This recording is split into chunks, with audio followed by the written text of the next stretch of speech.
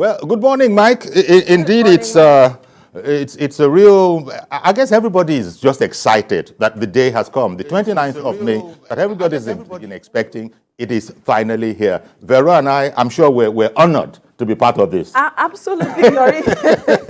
To see this seventh consecutive transfer of power, we saw how contentious the elections were, and we are seeing the climax to the whole situation at the end of the day. Today happened today at the Eagle Square in Abuja. Yes, we can arguably say that our democratic institutions are evolving. Indeed, they are evolving, and as you were sort of hinting at there still is work to be done. But Absolutely. Fortunately, the president-elect, and in another couple of hours, 2-3 hours, will be removing the elect part out of the title. And he will become the president. He will become the president. One of the first things he's going to be facing, I'm sure, is going to be that of unifying us all. And that is what a lot of persons have been talking about, how he is going to bring everyone together. He has said that he is looking at a government of national competence. That is what he called it. But then a lot of persons have said it should be a government of national unity. But we know that there's competence across the regions of the country. So when he is making his appointments, he will be looking at competence stemming from his antecedent over the years. And so it is still going to unify the country. All right, gentlemen of the press. It is still going to unify the country. All right, gentlemen of the press. I am going to leave you to take it up from here. Of course, we'll see you again later on. I need to be at the Eagle Square now. Of course. Catch you later then. So just as you were saying, there is no part of this country that doesn't have competent people. The thing is, like many in the games and events, there can only be one captain. Mm-hmm. There can only be one captain in a team. And so even though there might be 6, 7, 8 competent people, there's only going to be one. This will bring about, some people feeling, one kind. It's a part of the development. You recall that in this particular event, we haven't actually had the expected occurrence of somebody congratulating the other. Right. That hasn't happened yet. Hasn't happened. But it's part of the development. It will happen. At some point. Because the matters are in court. Indeed. Yes. So, and we're even talking about going forward. Yes. At the end of the day, when we have, wrapped up the situation with the court, then we should be hoping to see someone congratulating the other at the end of the day. But in the meantime, here we are on the 29th of May. It's a glorious day for most Nigerians, just about all Nigerians. It's the chance to turn over a new page, so to speak, and continue from where the last administration, left off. Clearly, the Tinubu-Shettima team have their plans, but they will not be building from ground zero. Absolutely. Government is a continuum. And so that is what Nigerians expect, although it's a mixed bag of reaction to the outgoing, the issues and the situation, and whatever the outgoing administration has done is a mixed bag of reaction to that. So whenever people hear, okay, the incoming administration will build on what the outgoing administration would do, it raises some question and concerns because of the situations Nigerians have faced when you look at insecurity, matters of insecurity, the economy, and all of it. So we believe that as much as government is a continuum, we will see this administration come to turn things around at the end of the day. Even the president-elect has said that he knows what it is for him. He asked for people should not pity him, that he threw his hat in the ring. Referring to those who said that they're sorry for whoever is taking over. Yes, that he threw his hat in the ring and he wanted people to vote for him, and he already knows that he has his job cut out for him. So Nigerians will be waiting to see him use the magic wand to address these issues. Yeah, we're always in so much of a hurry, aren't we? And people will be looking for things to change overnight. I guess, we sort of know deep down that that's not possible, but people expect a new beginning. And relating to the sort of strife, remember when President-elect Tinubu, was commenting after the lecture, I think it was by the president of Kenya. Kenya. And he was saying that, look, it's part of the evolution of democracy.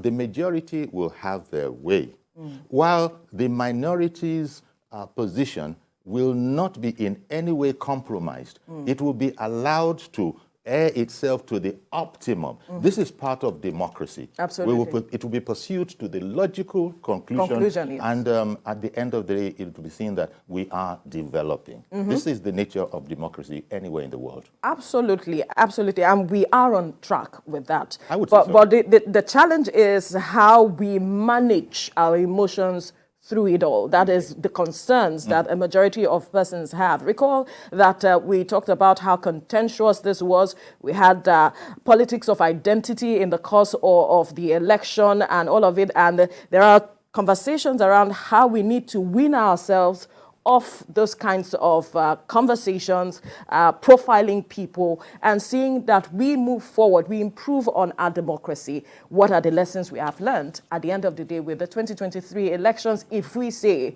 we are actually evolving, those are the issues we have to be looking at moving forward. Indeed, but I imagine all of these things, they eminently are doable. But it must be said for those who are, sort of watching it and commenting, we've never had it this vigorous, this sort of misunderstanding among our people. True. It's never been this bad in my, how old am I? In this, my little memory. It's never been this bad. But for all of that, people are also hopeful that the right thing will be done. There will be statesmen all around. And this cannot go on forever. That is the state of a bit of a shakiness in the midst of all of this stability. Even that little shakiness somewhere in the middle there will become normalized with the general stability that we have all around. And that's the work cut out for the incoming administration, how to stabilize the country. And how they put their foot forward would say a lot, especially with his appointments. Recall that the former outgoing president, I was going to say the former president, the outgoing president, it took him 6 months to make some critical appointments. But the person of Asiwaju Bola Tinubu, with his antecedents, he is known to hunt for people who are competent and who can manage every parastatal. And so that will speak to how he wants to ensure stability. We see that even some regions are already making demands. Release Nnamdi Kanu so to ensure peace and all of it. How he also handled that will also speak to how he wants to ensure there's stability in the country as well. Indeed, I couldn't agree with you more. But then, Asiwaju Bola Ahmed Tinubu, as is well known by now, this is not a project that started last month or last year. Not at all. He's been at it for conservatively over 3 decades. Yes. Over 3 decades. 3 decades. So he's really been working on this when all of Nigerians were sleeping, metaphorically speaking. He was working because we didn't know, at least not too many people knew 30 years ago that, this is the ultimate objective of this citizen. But he's been at it. As you alluded to the fact that he has this talent for being able to, pick up the best people. And so all of that, it's not going to be any different, I don't think. I think it was it Coyote earlier in the morning that opened up with Mike. He was speaking about some of the appointments that are going to be expected of him. You know, it's critical. Yes, and we don't know who those appointments are. We don't even know what his plan are. Will it be a matter of the secretary to government? Will it be a matter of the chief of staff? Will it be, who are those people? But key appointments, I imagine, will have to be made. I wouldn't say will have to be. Might be made today. Don't you think? Definitely. Like when the president gave him the handover notes, a lot of persons said that he would have begun to address key issues. He would have hit the ground running behind the scene because he would look through the notes, know who will be able to manage certain issues that he will see in the handover notes. So it is expected that he has his plans put together ahead of today, and then we see more. We get the revelation of what has been going on behind the scene today. Going forward. Yes, that is what we will be seeing expectedly. Indeed, that is indeed what it's going to be. It's a glorious day. A lot of people have been praying and fasting for this day to come. So I imagine they're good. They're happy that the good Lord has answered their prayers. There was palpable tension leading up to this day because we saw how contentious, like we mentioned earlier, the election was. And so a lot of persons did not know what to expect because we're seeing all sorts of conversations here and there, litigations here and there, and statements coming up here and there, this and that.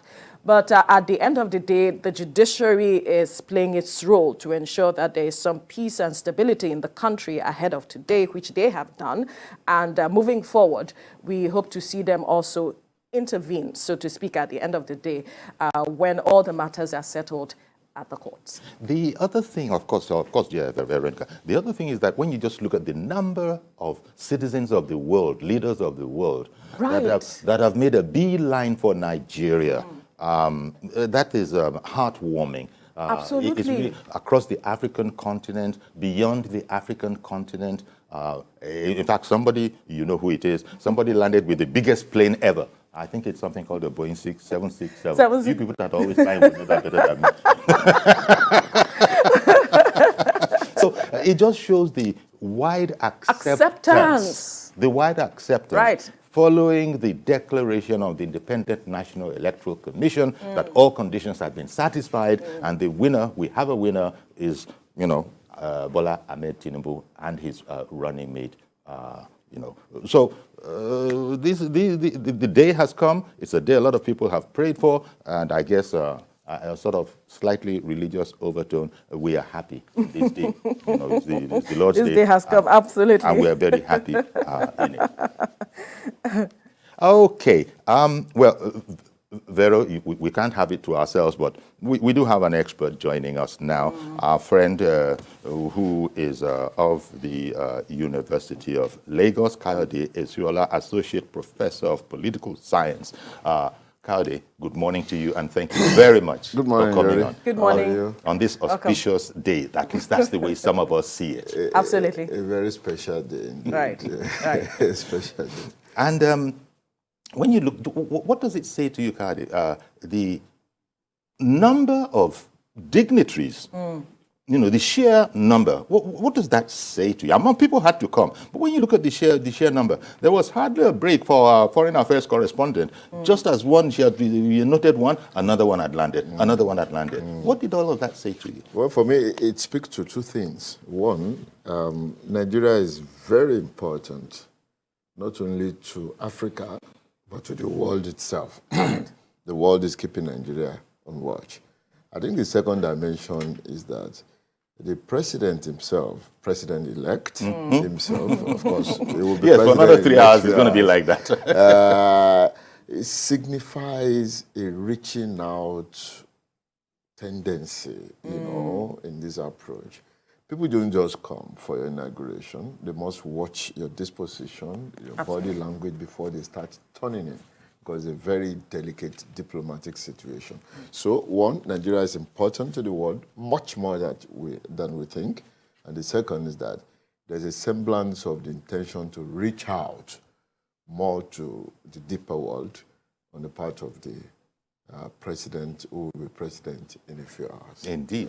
Now, talk to us about this disposition, if you're to break it down to specifics, and how this would impact perhaps our relationship with other countries of the world and our positioning as a country in the Committee of Nations, as well as even our foreign policy.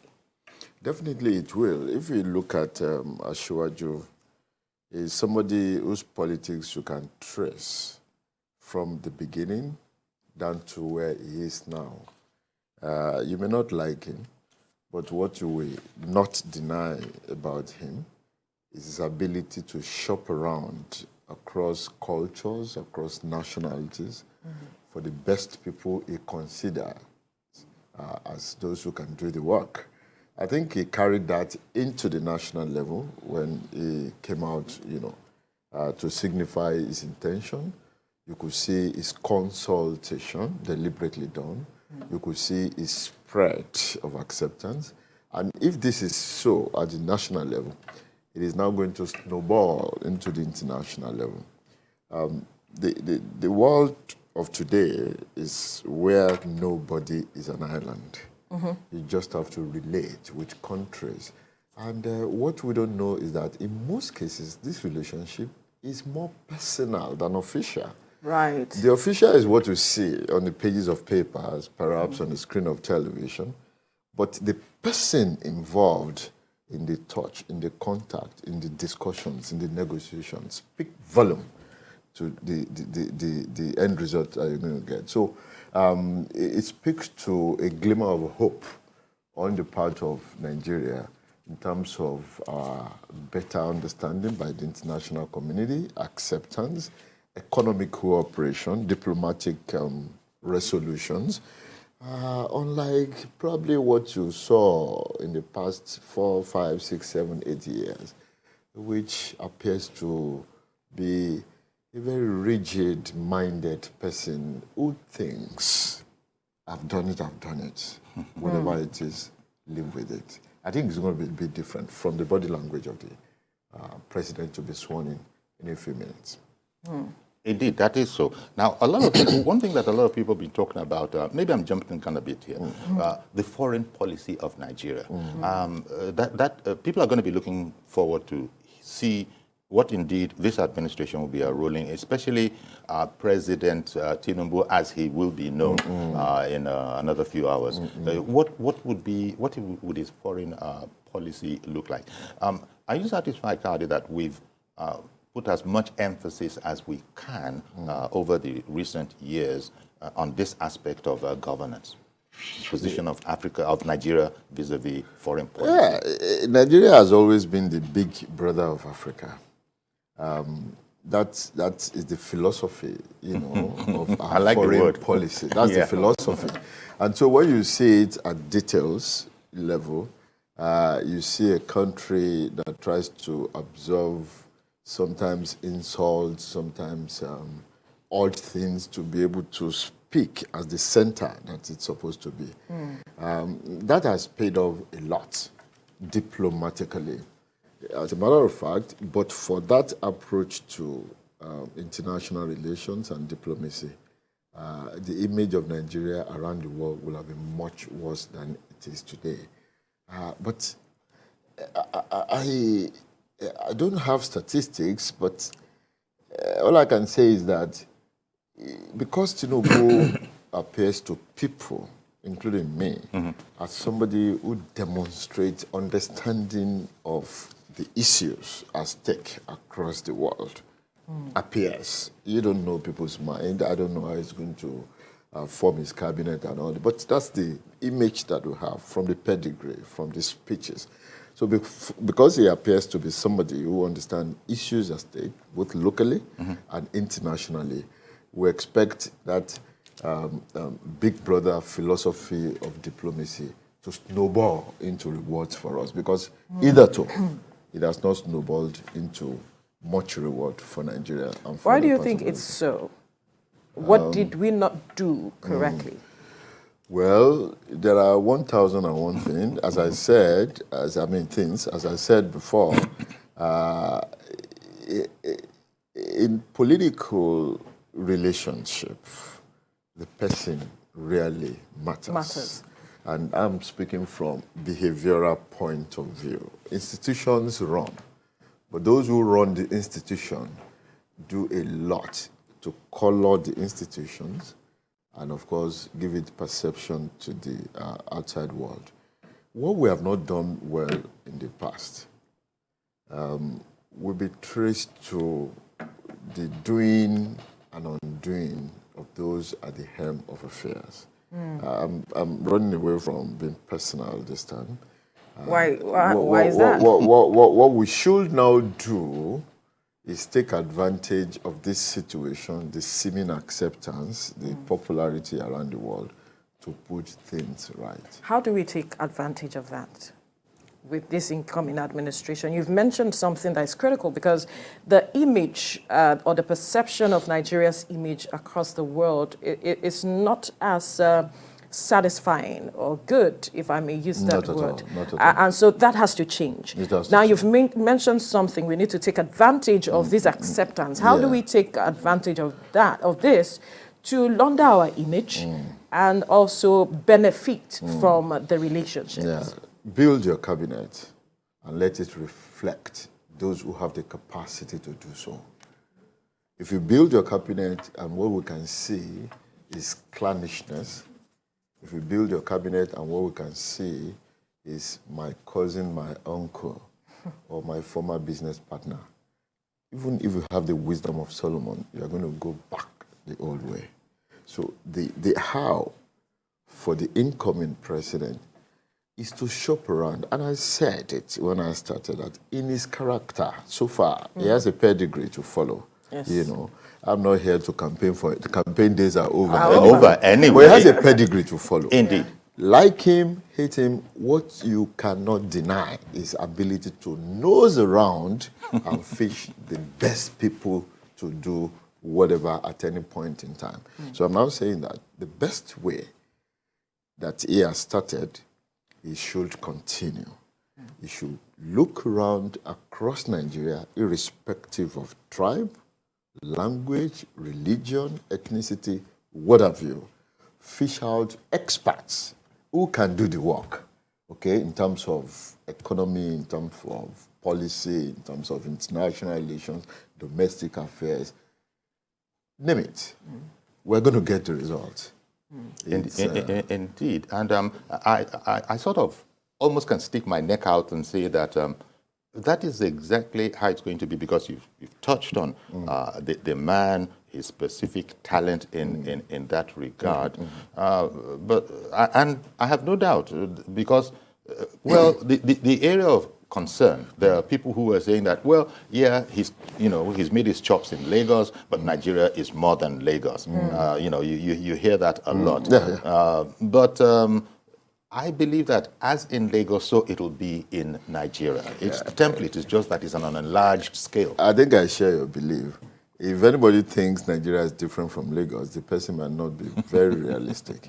Lagos is the microcosm of Nigeria. There is nothing in any part of Nigeria that is not replicated in Lagos, culturally, economically, socially, even ideologically, if you choose at the same time. So the president, in a few minutes, must continue the habit of looking around for the best people to do the job, irrespective of where they are from, the religion they belong to, and all this thing. The second thing, because this is the time to set agenda. Absolutely. The second thing is that he must not make the mistake of the past administration. I was reading through something circulating in the social media about the past president and the achievement. A lot you could read in terms of road, in terms of this, in terms of, you must give it to him. But something is missing. There's a mismatch between the intention and the expectation. Politics is contractual. When you are coming to the office, you have a contract with the people. Vote me in. Pasco, I'm coming to do 1, 2, 3, 4. That is the contract. Now, if you now come into that office and you abandon the contract and you follow your own intention, however good or noble these intentions are, you are not going to get acceptance. And that's a problem of the past administration. So if you want a piece of advice rolled out to the incoming president, he should act on the contract between Nigerian people and himself. If he works towards that in terms of policy formulation, in terms of running of the government, suddenly, Nigeria is going to change like a flash in the pan. Well, he has said that people shouldn't pity him, that he will live up to his expectations. He asked for the job. He knows that he has his job cut out for him and that he is ready to deliver. He has said that. We still have to advise. Politicians say all sorts of things. They must still advise and insist. Indeed. Insist. But I would like to say, well, maybe we shouldn't overemphasize the pity bit, because I think where it originated from was the former emir of Kano, who in some intellectual, maybe some discourse, was saying that he was really referring to the magnitude of the problems facing, the country, and in that context had said that this country is so big and so complex and so difficult. I really don't, I don't envy the next guy coming in. And of course, we all knew, or at least at that time, we were praying. Those who were, supporting, were praying that he would be the. But he has now picked up that particular baton, and I said that. As he knows he has his work cut out for him. That's what I'm trying to say. That he would have learned his lessons. That he threw his hat in the ring. Yes, that he has to match expectations and intentions. Whatever he has promised, he has to deliver on it. But how he goes about it is also very critical. You see, the problem of Nigeria is not as insurmountable as people present it. It is because it looks like that because we've been making one mistake over the years. Okay, what's that? You want to build a house and you invite a tailor to construct a house because a tailor is your friend. Because he's your friend or Get a relative. back into the history of Nigerian political arena in the past 15 years. That is what you see. Right. And that is what needs to change. There's security problem. There's economic problem. Are you putting those who can, by pedigree, into these places to resolve the situation? If you have the capacity to do so, the problem is 75% solved. Then you stay ahead and you moderate. Did you read one funny comment by one of the ministers recently who said he never knew anything about education? Yes, I read that. Until he was appointed as a minister of education. Yori, one day, somebody may want to appoint a conductor to come and sit on your seat and interview people around the world. That is the comedy of Nigeria. And if we change that comedy, we indicate interest in moving forward. Okay, I think those are pictures in an Abuja inauguration day. Events proper will be kicking off at 10 o'clock. That's when everybody would have been seated. But these are just the preparations, and of course TVC is going to be back screen, as well as front screen to give you all the views. Accounts. Kade, you were relating to the past administration, and it just struck me that, look, when the president, at the time he was the incoming president, was coming in, the hope of Nigerians was sky high, especially as it related to security. People looked at the pedigree of the president, retired major general. What can you tell him about military operations? But apparently, getting in there, in spite of what has been achieved, it is felt that we're not quite where we want to be, and he would have been seen as the best placed person to be able to do this job. And now that's something that the Tinubu administration is going to have to watch out for. Where the expectations of the people are, because you're talking about contracts. Yes. We had, in 2015, we had a very wrong understanding and conceptualization of security. Perhaps we thought security was gun for gun. Perhaps we thought security was battlefield. We didn't theorize enough to know that security starts from the root. It's a behavioral issue. Your kids, my kid and his kid, will never be on the way with a jacket of bullets to blow up anybody. The question is why? Bombers. They are not biographically available for such high-risk behavior. So if we want to tackle security, you don't think of gun buying, which is one of the errors that I saw in the achievement of the past president, the outgoing president. We don't need weapons. I have bought 17 aircraft for the Tucano aircraft and all of that. That is not security. That is the corrective part of security. Who are the people inflicting insecurity on the nation? Then what do you do in terms of policy to reduce the number of such people significantly? If you do that from the root, you spend less in buying weapons and ammunition. And that is the meaning of security. So in 2015, we were deceived into thinking that security means fight. We're not looking at food security, we're not looking at social security, we're not looking at intellectual security.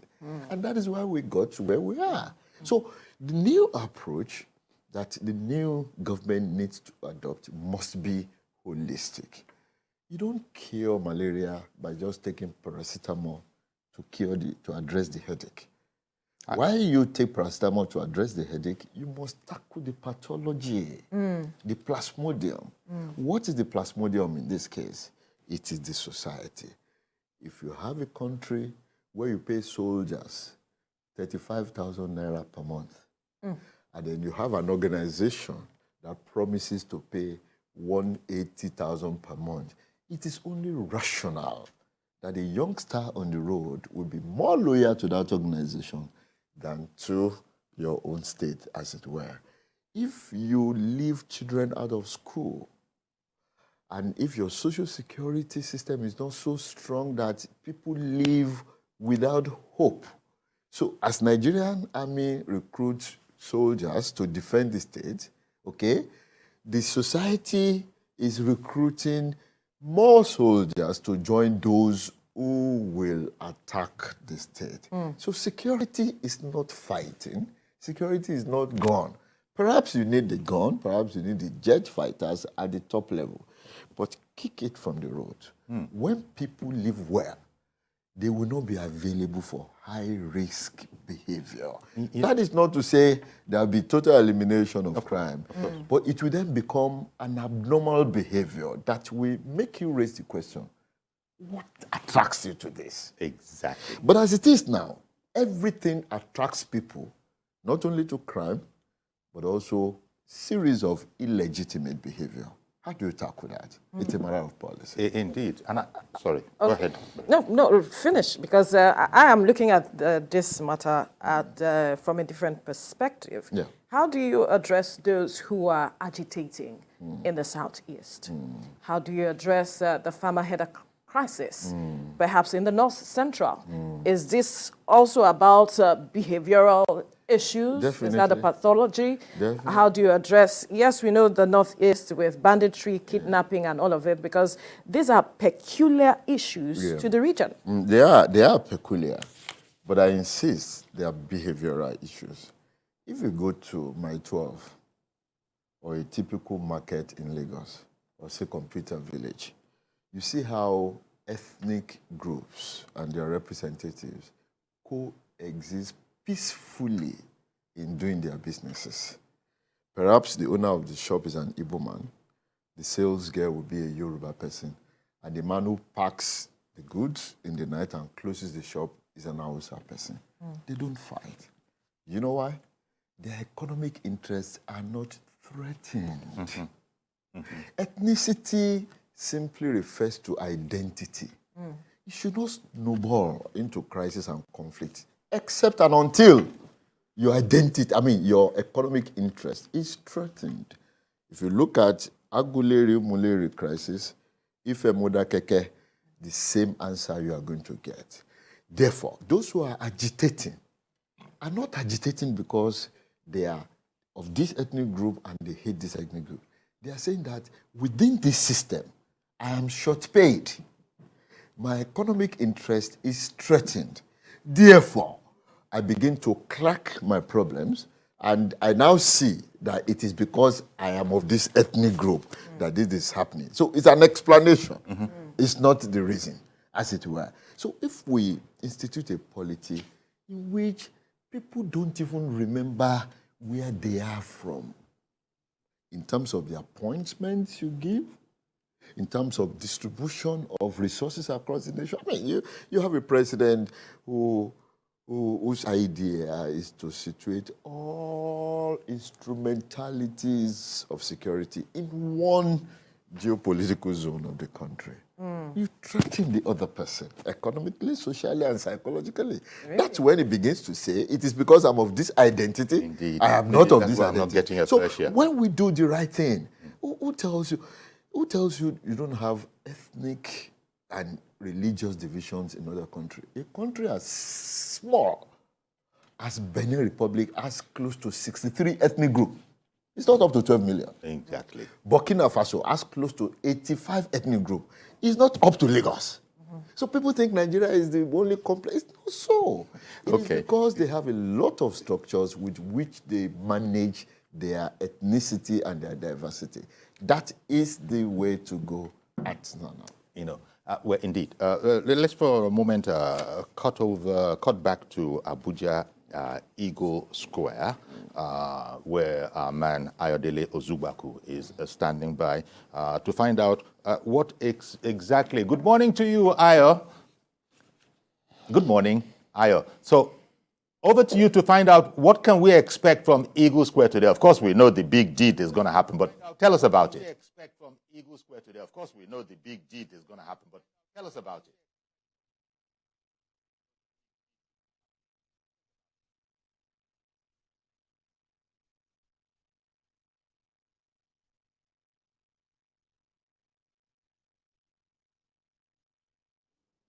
Well, as you can see, Ayo is ready, but you know the wires and the cables and the screws. I don't know what's wrong with them, but you could see that Ayo. This is. There's They're not prepared at all. You know, we are all prepared. Everybody's excited. Today is the 29th, but don't worry, Ayo. We'll be right back to you to give us the rundown on what. In fact, I hear that maybe the cables and the screws were hearing my admonition, and I'm told that Ayo is back or on the way back. I did, and Ayo, can you hear us now? Ayo, can you hear us now? Ayo, can you hear us now? We're still having a challenge. I can see your lips moving. We're still having a challenge. I can see, but we'll sort it out. As soon as we sort it out, Ayo, please just stand by. We'll be right back to you. Okay. As I said, we're working to sort that out. The time has just gone 07:37, being very, very precise, just in case everybody is measuring this per minute, because it's at 10 o'clock that this whole this show is supposed to take off. So it's just gone 07:37, and we have in studio Associate Professor, University of Lagos, Kayode Esuola, to look at what we have here. Yes, before you move on to another issue, I just want him to quickly address the low-hanging fruits that this incoming administration can quickly look at to addressing this matter of security that you were speaking about before we turned our attention to Eagle Square. You talked about we needing to manage our ethnicity and diversity, but how do we address all of these issues if we need to move forward with regards to insecurity? Recently, the traditional rulers were asking for 50% of the security votes with regards to addressing matters of insecurity, and that they should be recognized by the government. I wonder if you also see that as some sort of a way out of this matter. Well, remember, my position is that security is not fight. Security is plan. If you plan your security well, you are going to do less fight. Why are the traditional rulers asking for 50% of security vote? Is it to buy Okada and uniformed, armed people to chase robbers around? If that is the reason, it's a dead on arrival issue. Those youngsters in their communities who are kidnapping, who are robbing and stealing, where are they from? What is their disposition to the state? Are they not members of the Nigerian state? What is the plan of the Nigerian state for them? Are they documented? When you educate an accountant and he doesn't have a job, he becomes a fraudster, yes or no? Right. When you educate a psychologist and he doesn't have a job, he becomes what? If you educate a doctor and he doesn't get a job, he's the one that will be doing abortion everywhere. So for the life of a man, there are always two sides. It is how the state utilizes you that you take up. If the state takes the good part of you, you exhibit it more than the bad part. It doesn't solve all the problems. Okay. But the state is going to be ready, must be ready at this point, to create the best from the man. Create employment, generate values for human life. If there have been needs to document people, document them thoroughly. Because I don't know why people will have NIN and BVN national security and all of number, BVN and all that. And then somebody will still be able to kidnap you and make a call to get ransom from you. Somebody somewhere is playing some trick. I think I have this trust in the personality of the president. I'm not a party member. President-elect still. President-elect still. That he has the capacity to crack the problem. Once you are able to crack the problem, you have done 50% of the show. You can then render solution. It just relates to, exactly. That graphic, okay, we lost that graphic. The graphic that we had there, I was speaking about the youth, building a nation for the youth, especially for our youth, where sufficient jobs with decent wages. And Kade, I think, touched on a giant point there when he spoke about the feeling of the citizenry of they don't understand us. They're not doing anything for us. They don't know my pain. I think Tinubu as president and Shettima, especially Tinubu, we'll get to know Shettima more. He knows the common man, the ordinary man's feeling, and I don't think anybody will be able to say when Tinubu, once he's in his way, that people don't understand my issue. That's something we'd had before. People must feel that those that are governing them understand us, feel for us. But quite often in the past, perhaps you would disagree, Kade, that people have felt that, well, it's okay for them. They are not suffering what I'm suffering. I'm the only person suffering here. And so most Nigerians think that they are the people bearing the brunt of pressure in this country, not our leaders. Definitely. So it becomes a you versus against us situation. That's a sharp division in the Nigerian state. The citizens versus the ruling class. And I think that, as we have all agreed, is what the current administration must emphasize. It is not enough to trust the president because of his pedigree. It is also not enough to rely on his promises and his campaign. Really? The citizens must play their own role.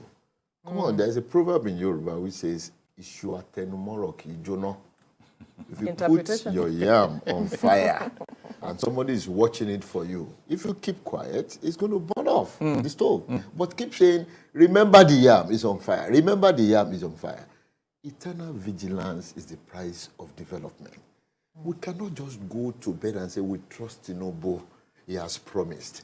And then we go back to churches singing hallelujah, thinking things must be done. No. We as citizens, you as pressmen, the totality of the civil society must play that role of constantly, every minute, every second, reminding them about the promises and what needs to be done. If we do that approach, we're going to solve the problem. Otherwise, it may turn. It may turn. Because human beings will always respond to where you have the highest pressure. Right. If we go to sleep, the political class will hijack this situation and then take the man away from his promise and plan. So it's a tripartite arrangement now. You have the political class with his own interest, which is power always and nothing else. You have the president with his interest of coming to solve the problems of the nation, as he promised. Okay. And then you have the citizenry who are at the receiving end. They must play their own role as actively as the president and as the political class. At the end of the day, we're going to have it. But also, in this regard, well, Nigeria gets new president today, yeah. Well, that's at 10 o'clock. We're working towards that. We can hardly wait for the time. But when you look at it, Asiwaju Bola Ahmed Tinubu has always, one of his pet loves, I think, has been this matter of human capital development, not just in Nigeria, but across the African continent. Any way you look at it, that is also going to factor into how we proceed under a Tinubu administration, and where his emphasis will be, where his interests will be, and where his assistances, cooperations will be, perhaps. Yes, yes. Every foreign policy is a reflection of domestic interest. Because at the international community, what operates still is politics. And politics is what is in there for me and my people. Over the years, we have not had it too good in terms of what is in there for Nigerians. In the 70s and the 80s, maybe towards 90s, we had a lot of people traveling out of the country. But it suddenly changed to another dimension that you call Japa a few years ago, like 10 years ago. And I tell people there's a distinction between traveling out to explore opportunities in the context of globalization. That is desirable. Anybody can do that. I mean, as an intellectual, I go around the world for fellowships, conferences, seminars, I get paid, I come back to my country. The Japa syndrome is about emotion. It's about, I live now, never to return again. A bit angry. A bit angry. You live in protest, okay? Now, our foreign policy this time must reflect very deeply on this, because Nigeria is losing its resources to the world. How possible is it for countries of the world to assist us in resolving this problem of Japa while we solve the problem at the domestic level? It's one aspect of foreign relations that I think the president must talk about. Two, terrorism is a global problem. It does not reside in Nigeria alone. It's across Africa. So no country on its own will stand up to be able to solve the problem of terrorism.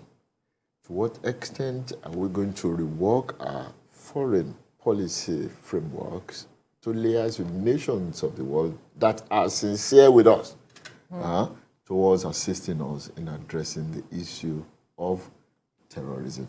And then you can go on and on and on. But the philosophy behind everything is that this is the time for Nigeria to remember, because the Nigerian state knows, but to remember and perhaps emphasize again that foreign policy is best when it protects domestic interest. The interest of Nigerian people must be the center of the foreign policy of this administration. Well, talking about protection, there's also the matter of the welfare of citizens outside the country. Even though we have our internal issues, how we are treated outside the country is a matter that a majority of persons have spoken about and are not happy with. Look at xenophobic attacks in South Africa, for instance. And you also see the situation with Russia, how we had to, it took a while for us to get some people out. And we just recently saw the Sudan issue, the Sudan issue, where some Nigerians, it took over weeks for us to get evacuate Nigerians back into the country, and the president had to intervene before we found a solution to that. How do you? This matter is also a matter of foreign policy for some persons. How the government should address that is also a matter for a lot of persons. So I'm wondering what you want to put forward as an agenda for it. All starts from the domestic arena. I made an allusion to this when I started. How do people look at you on the streets of their country when they see you there? Do they see you as a man from a respected country who perhaps is here to pursue legitimate causes? Or they see you as a man who was frustrated out of his country and is in search of desperate ways of survival? If the latter is the answer, you can do the best foreign policy frameworks in the whole world. Nobody is going to respect your citizens. nobody's going to treat your citizens well. In other words, the greatness of your country, either in reality or by perception, determines how you are treated outside that country. And that's why I'm saying the problem should start solving itself here. Charity begins at home. It does begin at home. If you give Nigerian citizens that sense of citizenship, they will do what they do with the pride of being Nigerians. As of today, the way the Nigerian political system has been rendered for the past 80 years, I doubt if we have citizens anymore. What we have are just members of the public. Really? Citizenship is an emotive thing. Yeah. It's sentimental. Yeah. It has to do with feeling. It's not paper. Of course, the card that you carry, the national ID card says you are citizenship. You are a citizen. But do you feel that way? It's better for you to feel that way without carrying the card. So the Nigerian state must address the contradictions within the system so that we begin to now evolve into citizens. As we speak, I don't think... How did you even get to this point? Well, how? Well, one musician asked a question. If you ask me now, I'll go ask. We're all involved. Yeah. But seriously speaking, we got to this point because we have been very insincere in managing the affairs of the country. Now it is time to be sincere. You know, and I take particularly the point you made, Kade, about whether people feel emotionally Nigerian. It is one thing to carry That's a the meaning of passport, citizenship. but yeah, exactly. It's Do you feel passionately about it? And there was a time when Nigerians felt passionately proud. course. Now Nigerians are calling themselves Germans, Canadians, Americans, Australians, and there has always been that. But it's going to go back to what you were speaking about earlier, where it's about what you do as the leaders to give people the sense of pride and belonging. And in their own country. Definitely.